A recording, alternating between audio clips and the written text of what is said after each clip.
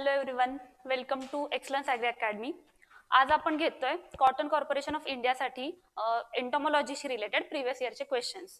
आता परवा दिवशी एक्झाम आहे तुमची. आय होप सगळ्यांचा छान अभ्यास झालेला असेल. Previous year questions for exam 2024. तर आपण लगेचच सुरू करूयात. पहिला क्वेश्चन आहे, आपण सोप्या क्वेश्चन पासून सुरुवात करूयात. Agriculture entomology concerns the study of, कशाच्या रिलेटेड हे कन्सर्न आहे ॲग्रिकल्चर एंटोमॉलॉजी, असा क्वेश्चन विचारलाय. खूप इझी क्वेश्चन. हा क्वेश्चन तुम्ही काहीच अभ्यास न करता पण अटेम्प्ट करू शकता. सॉइल, फ्रूट, फ्लावर्स आणि इन्सेक्ट सगळ्यांना आन्सर माहिती आहे. ट्राय करा की मी जेव्हा क्वेश्चन विचारते तुम्हाला तेव्हाच तुम्ही आन्सर द्याल किंवा टाईप कराल आणि त्यानंतर तुमचं चेक कराल की आहे की नाही तयारी. ह्याचं उत्तर ऑब्व्हियसली असणार आहे इन्सेक्ट. ठीक आहे, इन्सेक्ट उत्तर असणार आहे. दुसरा क्वेश्चन आहे, the management of stem fly. नीट प्रश्न वाचताना कधीच पेपरमध्ये पूर्ण गडबड करायची नाही. शांत डोक्याने, आपल्याला 120 क्वेश्चन्स आहेत आणि 120 मिनिट्स आहेत. त्यामध्ये ॲग्रिकल्चरला मला नाही वाटत की तुम्हाला जास्त वेळ द्यावा लागेल. जर सेक्शनल असेल टाइम तर त्याप्रमाणे मॅनेज करा. सलग असेल तर ॲग्रिकल्चरला कमीत कमी वेळात आपण कव्हर करायचा प्रयत्न करायचा. ह्याच्यामध्ये दुसरा क्वेश्चन काय आहे, the management of stem fly. ठीक आहे, stem fly, a paste of मेज can be managed by using -% Neem seed kernel extract. आता नीम सीड कर्नेल एक्स्ट्रॅक्ट आपण खूप वेळा एंटोमॉलॉजीमध्ये जेव्हा पेस्टचं मॅनेजमेंट वाचतो तेव्हा तिथं आपण पाहिलेलं असतं की neem seed kernel extract NSK use केलं पाहिजे. आणि त्याचं पर्सेंटेज आपल्याला आठवत असेल तर कायम आपण ते किती वाचलेलं असतं, 4%, 10%, 5% की 8%. तर लगेच सगळ्यांना क्लिक झालं असेल, ते असतं 5%. बरोबर, 5%. सोपा क्वेश्चन आहे, ह्याच्यामध्ये जास्त आपल्याला हे करण्याची गरज नाहीये. आता स्टेम फ्लायचं सायंटिफिक नेम जर आपल्याला पाहायचं असेल तर ते आहे झिया मेज. जेव्हा पण कधी क्वेश्चन येतो तेव्हा आपण थोडंसं रिव्हर्स जाऊन प्रयत्न करायचा की त्या क्वेश्चन मध्ये आणखी काही सब क्वेश्चन आपल्याला तयार करता येतील का, त्याचा आन्सर करायचा प्रयत्न करता येईल का. तर स्टेम फ्लायचं नाव काय आहे, झिया मेज. What does IPM stands for. आता हा क्वेश्चन फारच इझी आहे. आपल्या सगळ्यांना माहिती आहे IPM ला काय फुल फॉर्म आहे, integrated pest management, interim pest management, integrated pageant management का इंटरव्हेन्शनल पेस्ट मॅनेजमेंट. तर सगळ्यात सोपं उत्तर काय, इंटिग्रेटेड पेस्ट मॅनेजमेंट. फार सोपे क्वेश्चन आहेत. काय काय क्वेश्चन आहेत ट्रिकी, त्याविषयी आपण सविस्तर चर्चा करणार आहोत. आता इथे लक्ष द्या, हा क्वेश्चन जो आहे, it is estimated that about dash dash stored grains are lost every year due to stored grain pest in India. आता हा जो क्वेश्चन आहे ना, असे काही क्वेश्चन असतात जे तुम्ही कितीही प्रिपरेशन केलं असेल त्या सब्जेक्टचं किंवा कितीही वेगवेगळे सोर्सेस यूज केले तरी ह्याचं करेक्ट आन्सर तुम्हाला कुठेच नाही मिळणार. कारण हे खूपच क्लोज पर्सेंटेज आहेत. ठीक आहे, अंदाज जरी लावायचं म्हटलं तर हे खूप क्लोज पर्सेंटेज आहेत. आणि आन्सर आलं, सॉरी, 77% यांनी आन्सर दिलेला आपल्याला स्टोर्ड ग्रेन पेस्टचा लॉस होतो. पण इन जनरल आपण जेव्हा स्टडी करत असतो तेव्हा पेस्टमुळं स्टोर्ड ग्रेनचा लॉस आपण 30%, 40%च्या वरती कधी वाचलेला नाहीये. आता असे जेव्हा क्वेश्चन येतील, तुमचा कॉल आहे, तुम्हाला निगेटिव्ह मार्किंग आहे 1/4चं. जर तुम्हाला कॉन्फिडन्स असेल की काही फरक पडणार नाही, एखादा जास्त अटेम्प्ट केला आणि निगेटिव्ह झालं तर अटेम्प्ट करा, अदरवाईज तुम्ही स्किप करू शकता. पाचवा क्वेश्चन आहे, based on the host they affect pest are classified into 4 kinds. 4 प्रकारांमध्ये त्यांचं क्लासिफिकेशन होतं. कशावर डिपेंड, की कोणत्या होस्टला ते अफेक्ट करतायत. Which of the following is not a part of the classification. हे जे पार्ट असतात की नाही, क्वेश्चन वाचताना क्वेश्चन नीट वाचायचा. आपल्याला नॉट विचारले, ठीक आहे, कोणता पार्ट नाहीये आणि ऑप्शन दिलेले आहेत, non structural paste, storage grain paste, house hold paste आणि ऍग्रिकल्चर पेस्ट. आता लक्षात घ्या, ह्याचा जरी कुठं तुमच्या वाचनात आलेलं नसेल तरी हे खूप कॉमन सेन्सने तुम्ही सॉल्व्ह करू शकता. कॉमन सेन्स काय, आपण स्टोर ग्रेन पेस्टचा अभ्यास केलेला असतो, आपल्याला ऍग्रिकल्चर पेस्ट आहेत, आपण ऍग्रिकल्चर एंटोमॉलॉजी वाचतो ऑब्व्हियसली. हाऊस होल्ड पेस्ट काय आहेत, जसे की माशा असतात, हाऊस फ्लायज आहेत, माईस आहेत, तर ह्या हाऊस होल्ड पेस्ट आहेत, किंवा वाळवी असेल टर्माइट. तर हे आपल्याला माहित असलेल्या गोष्टी आहेत. आपण कधी नॉन स्ट्रक्चरल पेस्ट ऐकलेलं असतं का, नसतं. मग अशा वेळी काय की आपण जे ऐकलं नाही ते आपलं आन्सर आहे, नाहीये. तर ह्याचं उत्तर येतं नॉन स्ट्रक्चरल पेस्ट. आता हे चौथा पार्ट कुठला आहे, मग जर हे 3 असतील based on host they affect, तर पेस्टचं चौथं कुठलं क्लासिफिकेशन आहे, तर ते आहे स्ट्रक्चरल पेस्ट. स्ट्रक्चरल पेस्ट म्हणजे काय, थोडक्यात आपण अशा पेस्टला स्ट्रक्चरल पेस्ट म्हणतो ज्या पेस्ट वूडवरती अटॅक करतात. कशावरती? वूडवरती. आणि ह्याच्यामध्ये फक्त इन्सेक्टच अटॅक करतील असं नाही, बर्ड्स असतील किंवा माईस किंवा कुठले अदर अॅनिमल्स असतील आणि इन्सेक्ट असतील, तर त्या सगळ्या पेस्टला आपण स्ट्रक्चरल पेस्ट असं म्हणतो. स्ट्रक्चरल पेस्ट असं म्हणतो. हाच चौथा टाइप आहे. त्यांनी फक्त नॉन लावल्यामुळं आपला आन्सर काय येणार आहे? Non structural pest. Non structural pest, structural pest which attack on wood. ठीक आहे. 6वा क्वेश्चन एकदम शांतपणे, तुम्हाला प्रत्येक गोष्ट समजावी या पद्धतीने चाललेलं आहे. व्यवस्थित लक्ष द्या. Which of the following is not a paste of paddy plant. Paddy प्लांटची यातली कोणती पेस्ट नाहीये. आपण पॅडी खूप वेळा अभ्यास केलेला असतो, पण असाच क्वेश्चन कुठल्या पण प्लांटच्या बाबतीत जर आला तर काही कॉमन रूल्स तुम्हाला सांगते. हे असे जे सकिंग पेस्ट असतात ना, ते ऑलमोस्ट सगळ्या प्लांटला त्यांच्या पेस्ट असतात, ऑलमोस्ट सगळ्या. ठीक आहे. त्यामुळे हे पकडायचं. आणि जे काही मेजर पेस्ट असतात प्रत्येक क्रॉपच्या आपल्याला माहिती असतात. जसं कॉटन म्हणलं की आपल्या डोळ्यासमोर लगेच बोलवर्म कॉम्प्लेक्स येतो, किंवा आपल्याला जवार म्हणलं की आपल्याला लगेच शूट फ्लाय आठवते. तर तशा पद्धतीनं हे आपल्याला एलिमिनेट करता येईल. आता ब्राऊन प्लांट हॉपर ही मेन पेस्ट आहे, आपण खूप वेळा बघितली. राईसचा अभ्यास करताना सगळ्यात पहिले आपण ही पेस्ट बघतो. लीफ फोल्डर किंवा लीफ रोलर पण एक महत्वाची पेस्ट आहे राईसमध्ये. अभ्यास केलाय आपण, ज्यांनी अभ्यास केलाय त्यांना आठवत असेल. आता ही जी पेस्ट आहे ही आपण राईसमध्ये नाही पाहिली. ही पेस्ट आपण स्पेसिफिक पाहतो ह्या क्रॉपमध्ये. ठीक आहे. ह्या क्रॉपमध्ये आपण ही पेस्ट पाहतोय, जवारमध्ये शूट फ्लाय. त्यामुळं कुठली पेस्ट नाहीये पॅडीची? Shoot fly. Answer is shoot fly. ही सोरगमची मेजर पेस्ट आहे. आता हा क्वेश्चन जो आहे ना, हा नीट लक्ष द्या. क्लासिफिकेशन स्टोर्ड ग्रेन पेस्टचं 2 कॅटेगरीमध्ये करतो, प्रायमरी आणि सेकंडरी. त्यातला फरक काय आहे आणि कोणकोणते त्याच्यामध्ये इन्सेक्ट येतात, पेस्ट येतात, त्या मी तुम्हाला सांगणार आहे. आधी क्वेश्चन बघूया. Which is the primary paste of storage grains. Primary आणि सेकंडरी. ठीक आहे.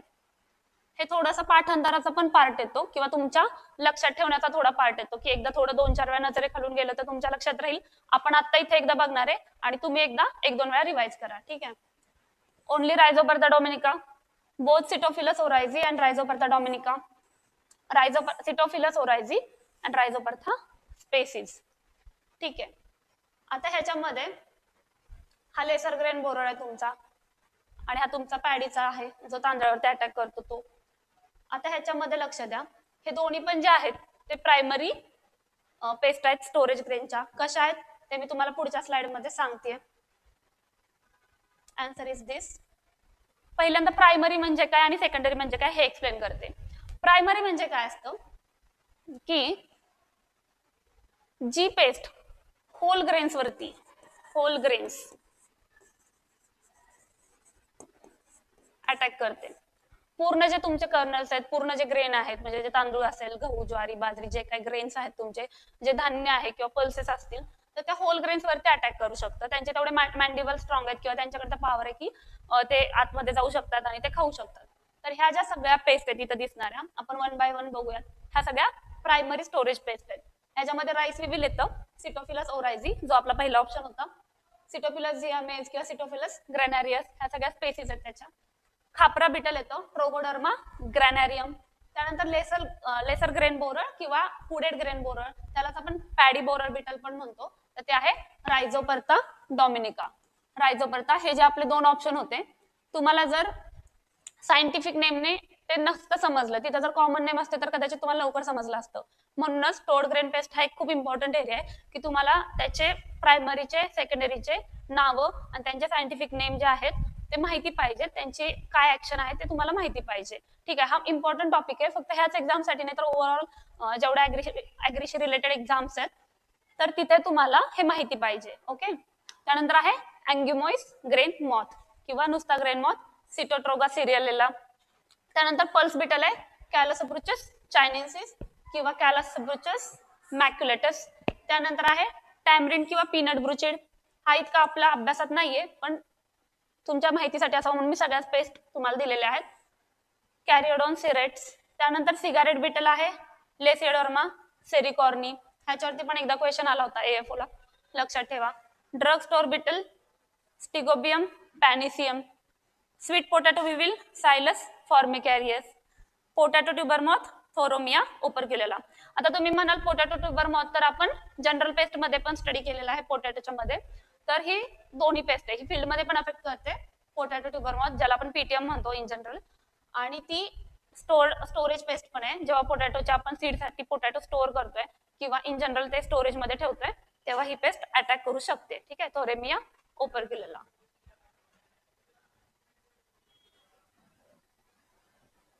आता secondary storage paste. Secondary storage paste म्हणजे काय, तर ऑलरेडी जे ब्रोकन, हा अख्खा ग्रेन आहे पण जे ऑलरेडी ब्रोकन ग्रेन्स आहेत, ठीक आहे, ऑलरेडी ब्रोकन ग्रेन्स आहेत किंवा ज्या ग्रेन्स पासून बनलेल्या गोष्टी आहेत, म्हणजे जे प्रोडक्ट आपण बनवतो, ठीक आहे, प्रोसेस्ड फूड म्हणतो आपण ज्याला, की मकेपासून तुमचे कुरकुरे वगैरे बनतात किंवा तांदळाच्या काही गोष्टी बनतात किंवा पीठ बनतं, ठीक आहे, फ्लोअर्स, जे काही फ्लोअर्स आहेत, फ्लॉवर मध्ये फ्लावर असेल, ब्रोकन ग्रेन्स असतील आणि प्रोसेस फूड, या सगळ्यावरती अटॅक करणाऱ्या ज्या पेस्ट आहेत ना, त्यांना आपण सेकंडरी स्टोरेज पेस्ट म्हणतो. प्रायमरी काय, होल ग्रेन वरती अटॅक करतात, आणि होल ग्रेन सोडून जे ब्रोकन ग्रेन्स, फ्लॉवर आणि जे तुमचे प्रोसेस फूड आहेत त्याच्यावरती अटॅक करणार आहेत सेकंडरी स्टोरेज पेस्ट. तर आता लक्षात द्या, याच्यामध्ये इतक्या पेस्ट आहेत. पहिली आहे रस्टेड फ्लोअर बिटल, ट्रायबोलियम कॅस्टेनियम. हे इथंच लक्षात ठेवायचा थोडा प्रयत्न करा, कानावरती एकदा गेलं ना तरी आपल्याला कधी कधी एक्झाम मध्ये ते आठवतं, त्यामुळे focus. Long headed flour beetle काय आहे, लॅथेटिकस ओरायझी. सॉ टूथ ग्रेन बिटल काय, ओरायझोफिलस सुरिनेमेन्सिस. राईस मॉथ आहे, कोर्सायरा सिफॅलोनिका. राईस मॉथचा आपण खूप वेळा यूज करतो जेव्हा आपण ट्रायको कार्ड्स वगैरे बनवतो, कॉलेजमध्ये तुम्ही पाहिले असतील राईस मॉथ, आणि आपल्या घरी भरपूर पाहायला मिळतात. फिग ऑर आल्मंड किंवा warehouse moth, Ephestia cautella. Indian meal moth, Plodia interpunctella. Plodia interpunctella. तर आय होप तुम्हाला स्टोअर पेस्ट आता लक्षात आल्या, प्रायमरी कोणत्या आहे, सेकंडरी कोणत्या आहे, आणि हे चांगल्या पद्धतीने लक्षात ठेवा, कारण प्रत्येक एक्झाम मध्ये क्वेश्चन येतोच. पुढचा क्वेश्चन आहे, विच इज और विच आर एक्झाम्पल्स ऑफ की पेस्ट. आता हे खूप छोटा टॉपिक आहे आणि इम्पॉर्टंट टॉपिक आहे, ज्याच्यामध्ये आपण की paste, sporadic paste, regular paste etcetera बघणार आहे. आता पुढच्या स्लाइड मध्ये आपण ते डेप्थ मध्ये बघूयात. आता आन्सर करायचा प्रयत्न करा, कुणाला माहित असेल की पेस्ट कोणत्या आहेत. की पेस्ट म्हणजे काय, की ज्या पेस्ट खूप इकॉनॉमिक इम्पॉर्टन्सच्या आहेत आणि खूप रेग्युलर अकरिंग आहेत. आता इथे ऑप्शन आहेत, both cotton bollworm and gram pod borer, pea borer, only gram pod borer, only cotton bollworm. तसं बघायला गेलं तर आपल्याला प्रत्येक कॅटेगरीचे एक्झाम्पल्स माहित असतात. की पेस्ट कधी पण तुम्ही वाचायला गेला तर खाली फॉर एक्झाम्पल असतं ग्रामपॉड बोरर, त्यामुळे ते आपला आन्सर असणार आहे, both cotton bollworm and gram pod borer. आता लक्ष द्या, थोडक्यात कन्सेप्ट क्लिअर करू एक 2-4 मिनिटात.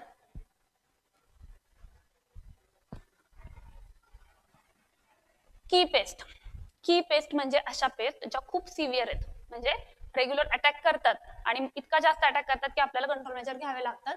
खूप सिव्हिअर डॅमेजिंग पेस्ट आहेत, ज्याच्यामध्ये ज्याचं जनरल इक्विलिब्रियम पोझिशन, जीईपी काय असतं, जनरल इक्विलिब्रियम पोझिशन, म्हणजे at a given time and at a given environment जे काही पेस्टचं पॉप्युलेशन आहे त्याला आपण जीईपी म्हणतो. ठीक आहे, ह्या पेस्ट ज्या असतात त्या कायम जीईपी लेवलच्या वरती असतात, ज्या डॅमेज बाउंड्रीला पोहोचलेल्या असतात किंवा ज्या इकॉनॉमिक इंजुरी लेवलवरती पोहोचल्या असतात. आता डॅमेज बाउंड्री,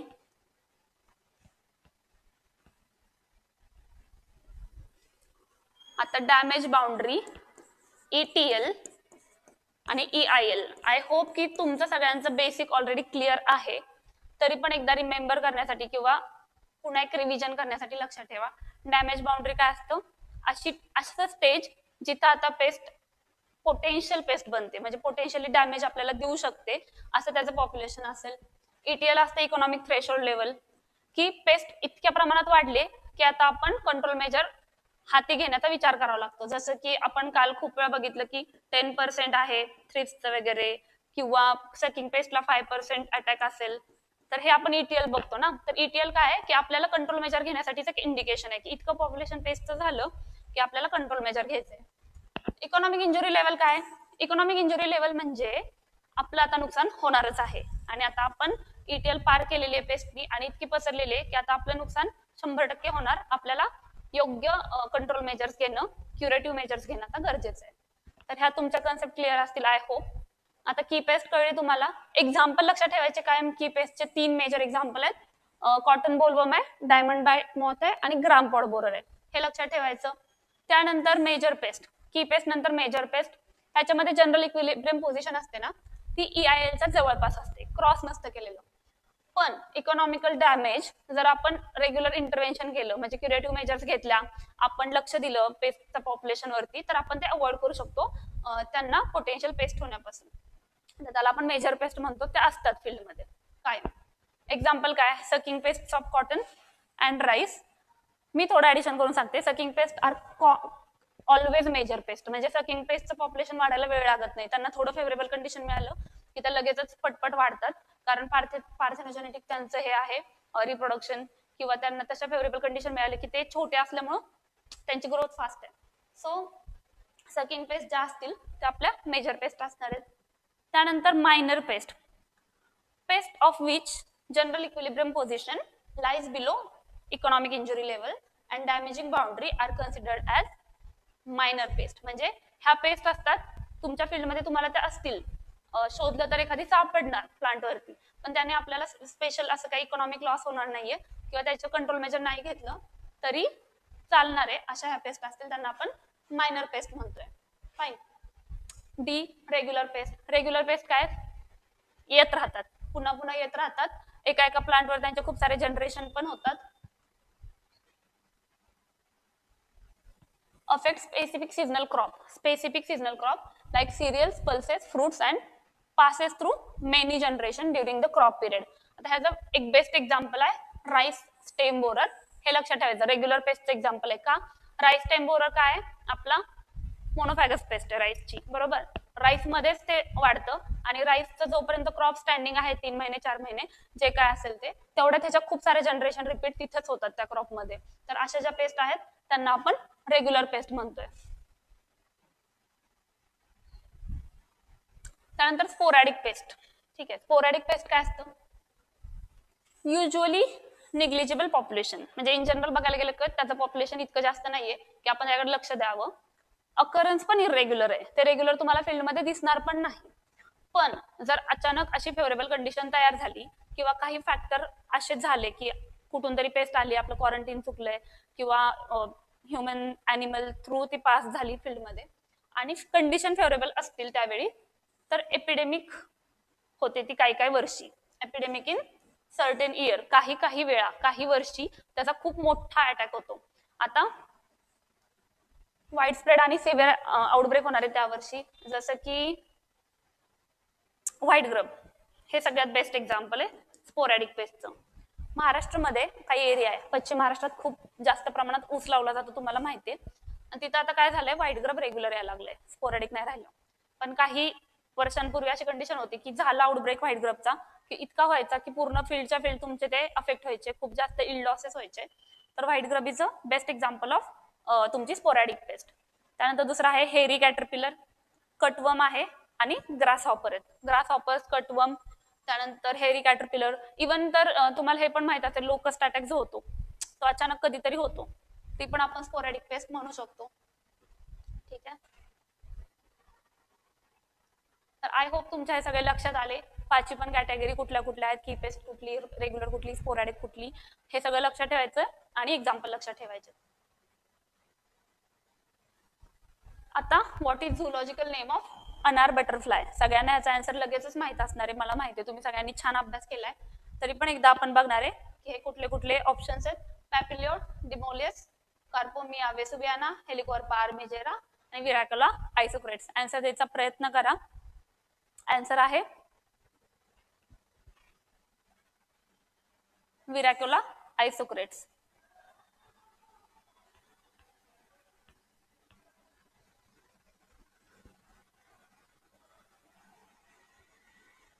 ठीक आहे, आता ही जी स्लाइड आहे इथं मी काय केलंय, तुम्हाला जे कुठले सायंटिफिक नेम विचारले होते त्याचे मी तुम्हाला कॉमन नेम प्रोव्हाइड केलेत.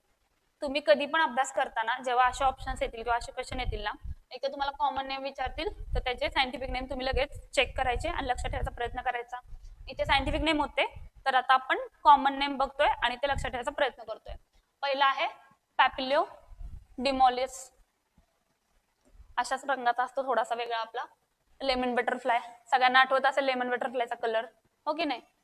कार्पोमिया वेजुवियाना हे बेर फ्रूट फ्लायचं नाव आहे. ठीक आहे, बेर फ्रूट फ्लाय. थोडस ऑड नाव आहे, हे आपल्या जास्त लक्षात राहत नाही, खूप स्टडी केल्यानंतर हे नाव लक्षात राहतं. लक्षात ठेवायचा प्रयत्न करा, नाही राहिलं तरी हरकत नाहीये. हेलिकोअर्पा आर्मिजेरा कॉटन बोलवमचं नाव आहे, कालच आपण बघितलं कॉटन बोलवम. विरॅकोला आयसोक्रेट्स तुमचे अनार बटरफ्लाय आहेत. कोणाकोणाला कन्फ्युजन येईल की हे डिओडॉरिक्स असतं, तर ह्या दोन्ही स्पेसीज आहेत, त्याचंच दुसरं नाव आहे किंवा स्पेसीज आहे डिओडॉरिक्स आयसोक्रेट्स. डिओडॉरिक्स आयसोक्रेट. आय होप तुमच्या लक्षात आलं असेल. प्रत्येक एक्झाम म्हणजे प्रत्येक क्वेश्चन मध्ये जेव्हा जेव्हा ऑप्शन येतील ना, त्याच्या अपोजिट सायंटिफिक नेम किंवा कॉमन नेम लगेचच बघायचं आणि पाठ करून टाकायचं.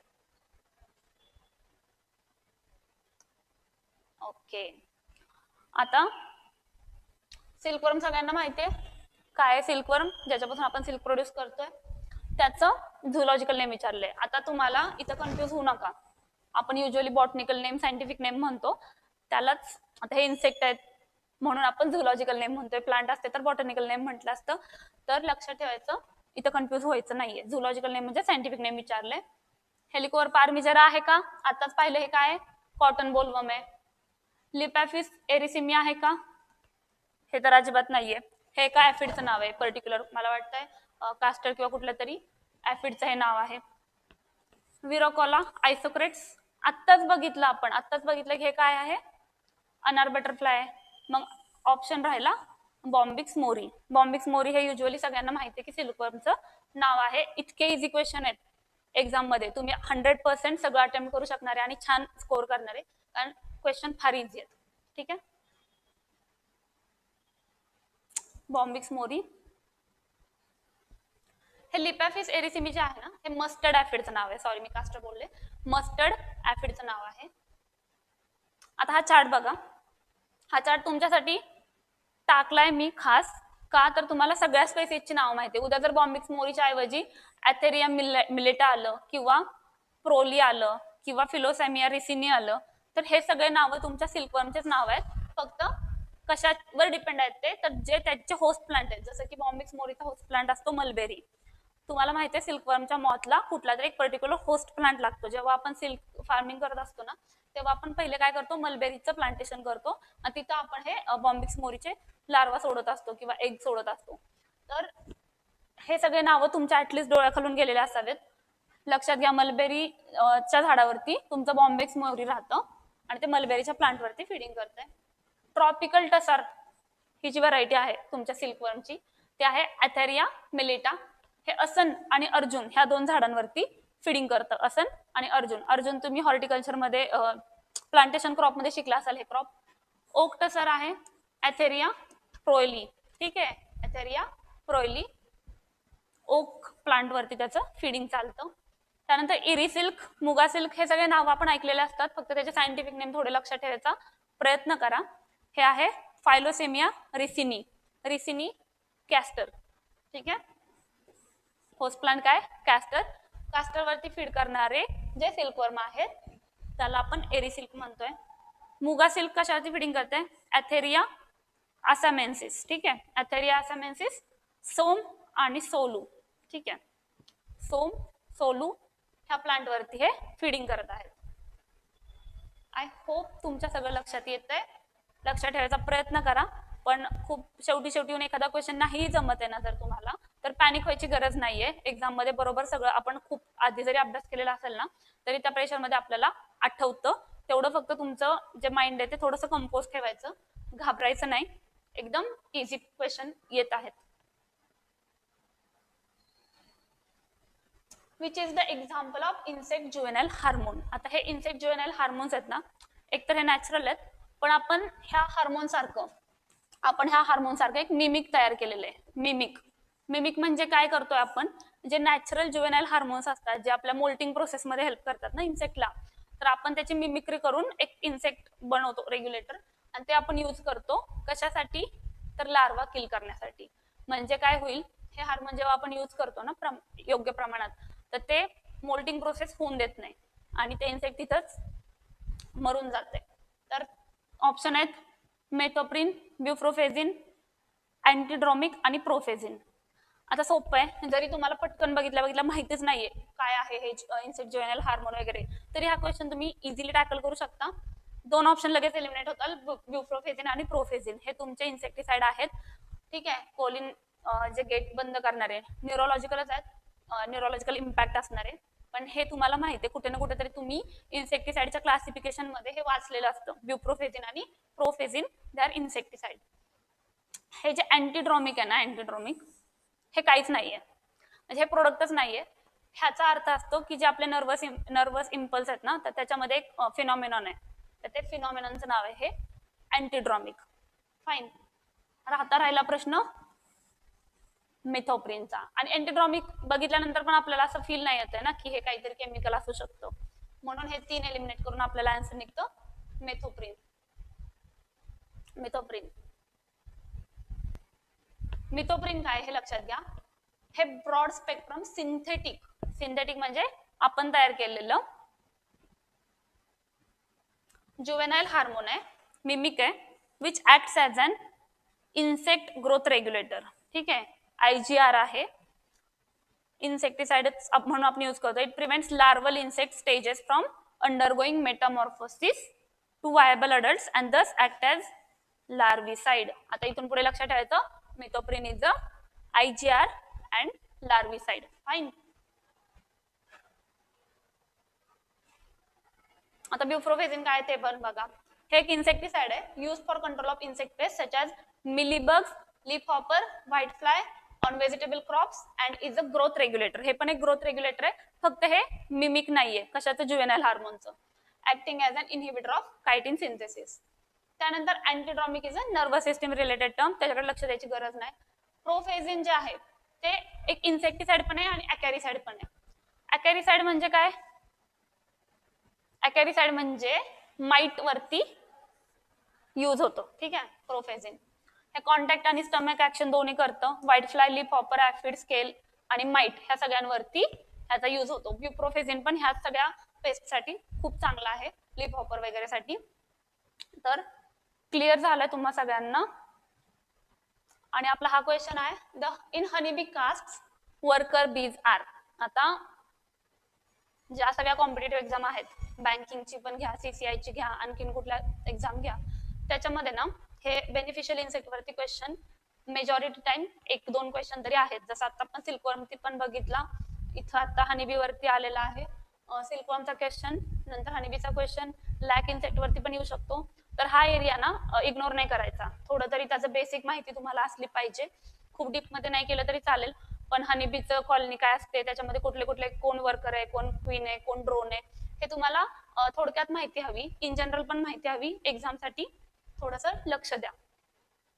फर्टाईल फिमेल ऑप्शन काय दिलेलं आपल्याला, वर्कर बी कोण आहे आपल्याला ओळखायचंय. ऑप्शन आहे fertile female, fertile male, sterile male आणि स्टराईल फिमेल. एक तर अख्ख्या जी कॉलनी असते ना त्याच्यामध्ये एक असते क्वीन, जी की एकटी फर्टाईल फिमेल आहे, जी सगळ्यांना जन्म देते बाकीच्यांना. दुसरं असतं ड्रोन, जे असतात फर्टाईल मेल, पण त्यांचं काम फक्त काय आहे, क्वीनला कोर्टशिप देणं आणि त्यानंतर प्रोजिनी तयार करणं. स्टराईल मेलचं तिथं कामच नाहीये काही कॉलनीमध्ये. ठीक आहे. स्टराईल मेलचं काही कामच नाहीये. आणि ज्या स्टराईल फिमेल असतात त्या असतात तुमच्या वर्कर बीज. ओके. हे तुम्ही थोडस वाचायचं, लक्षात ठेवायचं. बघूयात आपण. क्वीन कोण आहे, फर्टाईल फिमेल आहे, फंक्शनल फिमेल आहे, fertile functional female. Develop from fertilised egg, responsible for laying eggs. Worker queen bee emits pheromones that can encourage male drones to mate. Male ड्रोनला अट्रॅक्ट करण्यासाठीचे फिरोमेन जे असतात ते ह्या क्वीनकडे असतात. दुसरा आहे वर्कर, स्टराईल फिमेल, ह्या वर्कर आहेत, बॉर्न फ्रॉम फर्टिलाइज्ड एग. काही कष्टाची कामं करायची असली की बायका आहेतच, स्टराईल फिमेल. ठीक आहे. ड्रोन मेल इन्सेक्ट असतात, फर्टाईल असतात, मेल बीज बॉर्न फ्रॉम अनफर्टिलाइज्ड एग, पण ते स्वतः कशातून जन्मलेले आहेत, अनफर्टिलाइज्ड एग मधून. ह्या पार्ट वरती पण क्वेश्चन येऊ शकतो, लक्ष द्या की हे जे आहे क्वीन जे आहे ते फर्टिलाइज्ड एग मधून डेव्हलप झालेले आहे. स्टराईल फिमेलच्या वर्कर आहेत त्या पण फर्टिलाइज्ड एग मधून डेव्हलप झालेत, पण जे तुमचे ड्रोन आहेत, ठीक आहे, जे ड्रोन आहेत ते मात्र अनफर्टिलाइज्ड एग मधून तयार केले जातात. त्यांचं फक्त काम एवढंच आहे, क्वीनला हेल्प करणे मीटिंग मध्ये, आणि त्यांचं काम संपतं, त्यानंतर वर्कर बीज त्यांना हकलून देतात. पुढचा क्वेश्चन आहे, खूप सोपा question. What is the scientific name off white grub? आपण जेव्हा पण कधी पेस्ट, पॉलिफॅगस पेस्टचा अभ्यास करतो तर सगळ्यात आधी ह्या पेस्टचा आपण अभ्यास करतो. ठीक आहे. व्हाईट ग्रब, अशी आळी, व्हाईट कलरची मोठी आळी, आपण सगळ्यांनी पाहिलंय फोटो. तर ऑप्शन आहेत हेलिकॉर पार्मिजेरा, अमसॅक्टा मुरी, स्पोडोप्टेरा लिट्युरा आणि होलोट्रिचा कॉन्सॅंग्विनिया. तुम्हाला काय वाटतं काय आन्सर असू शकतं? सगळ्यांना आन्सर माहिती आहे, ते आहे होलोट्रिचा कॉन्सॅंग्विनिया. त्यालाच आणखीन पण आपण आधी नाव होतं होलोट्रिचा सेराटा. ह्याच्यामध्ये ल्युकोफोलस नावाची पण स्पेसीज आहे, ल्युकोफोलस लेपिडोफोरा आय थिंक. तर ते एकदा चेक करा, 2-3 नाव आहेत व्हाईट ग्रबची वेगवेगळी. इथेच ह्याच्या पण कॉमन नेम बघूयात. हेलिकॉर पार्मिजेरा आहे कॉटन बोलवर्म, एमसॅक्टा मुरी जे आहे ते आहे टायगर मॉथ, आणि त्याच्यामध्येच एक स्पेसीज आहे एमसॅक्टा अल्बिस्ट्रायगा. ठीक आहे, एमसॅक्टा अल्बिस्ट्रायगा ती तुमची रेड हेअर कॅटरपिलरच नाव आहे. ठीक आहे. स्पोडोप्टेरा लिट्युरा काय, टोबॅको कटवर्म. हे दोन तर आपल्याला तोंडपाठ असतातच, एखादा जर वेगळा आला तरी पॅनिक व्हायची गरज नाहीये, तुम्हाला आन्सर डायरेक्टली माहित होतो होलोट्रिचा कॉन्सॅंग्विनिया. ठीक आहे. पुढचा क्वेश्चन व्यवस्थित लक्ष द्या. ठीक, इफेक्ट आपला चुकलेला आहे पण ठीक आहे. Rotenone insecticides are derived from which part of plant? Rotenone हे एक इन्सेक्टिसाइड आहे, तुम्हाला सगळ्यांना माहिती आहे. आपण जेव्हा क्लासिफिकेशन बघतो ना त्याच्यामध्ये आपण बघितलेलं आहे हे रूट्स, फ्लावर्स, लिप्स की स्टेम. तर हे रूट्स पासून मिळवलेलं असतं. इथेच आता एक्सप्लेनेशन आहे. Rotenone is a naturally occurring compound found in the roots of several plant species and has been extensively used as an insecticide. आणि हे आणखी कशासाठी यूज केलं जातं? To kill fishes, fish kill करण्यासाठी पण यूज केलं जातं. आन्सर रूट्स आहे. तर अशा प्रकारे पूर्ण 14 क्वेश्चन्स आपण बघितले 2020 आणि 2023च्या एक्झाम मधले. खूप सोपे क्वेश्चन होते. एखादा क्वेश्चन तुम्हाला चॅलेंजिंग वाटला असेल, थोडाफार स्टडी कमी जास्त असतो प्रत्येकाचा, पण हे क्वेश्चन बघितल्यानंतर मला वाटतं तुम्हाला इतका तर कॉन्फिडन्स आला असेल की आपण एंटोमॉलॉजीशी रिलेटेड क्वेश्चन इझिली टॅकल करू शकतो, कारण क्वेश्चन खरंच खूप सोपे होते. काय करायचं आता, फास्टमध्ये रिवाइज करताना थोडं फास्टमध्ये प्रत्येक सायंटिफिक नेम डोळ्याखालून घाला. जे काही माउथ पार्ट आहेत, लेग, विंग्स, ह्या सगळ्या गोष्टी फास्टमध्ये एक्झाम्पल्स फक्त बघून घ्या. आणि त्यानंतर जे क्लासिफिकेशन आहे केमिकल्स वगैरे, आयपीएमशी रिलेटेड टर्म, आयपीएम मध्ये पण लक्षात ठेवायचं की जे कल्चरल प्रॅक्टिसेस आपण करतोय त्या तुमच्या प्रिव्हेंटिव्ह मेजर आहेत, राहिलेल्या सगळ्या प्रॅक्टिसेस क्युरेटिव्ह मेजर मध्ये येतं. ह्याच्याशी रिलेटेड एखादा क्वेश्चन येऊ शकतो. जरी आपण वाचल्यातलं आहे तसा क्वेश्चन नाही विचारला ना तरी आपल्याला आपलं नॉलेज व्यवस्थित तिथं अप्लाय करता आलं पाहिजे. जर तुम्ही व्यवस्थित तिथं तुमचं नॉलेज अप्लाय केलं, शांत डोक्याने प्रश्न वाचला, तर 90%, 95% टाइम तुम्हाला पहिल्यांदाच बघितल्या उत्तर येणार आहे. क्वेश्चन शांतपणे वाचला की तुम्हाला लगेच आन्सर क्लिक होतं. त्यानंतर काय करायचं, थोडे ऑप्शन पण व्यवस्थित बघायचे. कधी कधी खूप क्लोज असणारे, मग असे जसं लॉसेसचा क्वेश्चन होता, खूप क्लोज ऑप्शन होते, तर तिथे जास्त रिस्क घेऊ नका. एखादा क्वेश्चन सोडला तरी चालेल, पण मेजॉरिटी अटेम्प्ट करा. ऍग्रीचे क्वेश्चन सोपे आहेत खूप सारे. सगळ्यांना परवाच्या एक्झामसाठी खूप ऑल द बेस्ट.